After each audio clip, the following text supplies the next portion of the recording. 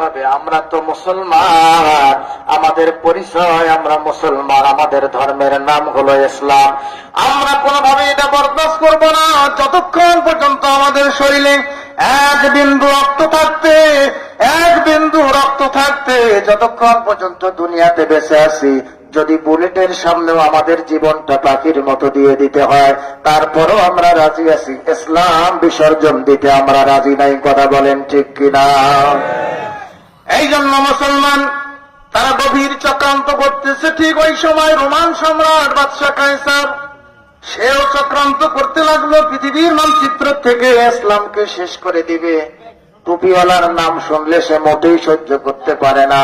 টুপিওয়ালার কথা শুনলে তার ভিতরটা জ্বলে ওঠে, এমন রাগ হয়ে যেতেন টুপিওয়ালা দেখলেই সে যেন দুনিয়ার থেকে শেষ করে দিতে চায়।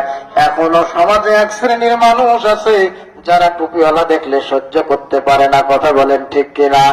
মুসলমান ভাইরা আমার, কিন্তু আল্লাহ যদি কাউকে ধরেন, আল্লাহ ধরা বড় শক্ত। কথা বলেন ঠিক কিনা? যত বড় বাদশাহী হোক না কেন, যত বড় বাদশাহ হোক না কেন, মুহূর্তেই আমার আল্লাহ বাদশাহীর থেকে নামায়া জুতার মালা পরায়া দিতে পারেন। রাস্তার ফকিরকে তুলে আমার আল্লাহ বাদশার সিংহাসনে বসায়া দিতে পারেন। কথা বলেন ঠিক কিনা? হযরত ওমর ফারুক রাদিয়াল্লাহু তাআলা আনহুর জামানায় কোনোভাবেই পারস্যের রোম সম্রাটের সাথে যুদ্ধ করে অস্ত্র দিয়ে, আধুনিক অস্ত্র শস্ত্রে তাদের সাথে পাওয়া যাচ্ছে না। মুসলমান ওই সময় বড় দুর্বল, কিন্তু রোমান সম্রাট সুযোগ বুঝে কখন আক্রমণ করা যায় এমন চিন্তা। কিন্তু আমার আল্লাহ তাকে তো ধরবেন, কারণ গোটা পৃথিবীতে ইসলাম আমার আল্লাহ নাজিল করেছেন, কোরআন আমার আল্লাহ নাজিল করেছেন। এর হেফাজতের দায়িত্ব পৃথিবীর কোন মানুষকে আমার আল্লাহ দেন নাই।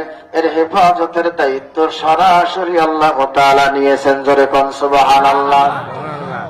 রোমান সম্রাট বাদশাহ কায়সার যদি এত শক্তি, এত দাপট, কিন্তু আল্লাহ তাআলা তার জন্ম থেকে এমন একটা মাথার ব্যথা দিয়েছেন, যেই ব্যথা কোনো ওষুধে ভালো হয় না, কোনো কবিরাজ দিয়ে ভালো হয় না, কোন ডাক্তার দিয়ে ভালো হয় না। উনি চিন্তা করতে লাগলেন, এই ব্যথার জন্য দেশ বিদেশ কত জায়গার থেকে উন্নত চিকিৎসা গ্রহণ করলাম, কিন্তু আমার মাথার এমন যন্ত্রণা, মাথার ব্যথা যখন শুরু হয় আমার সিংহাসন ভালো লাগে না।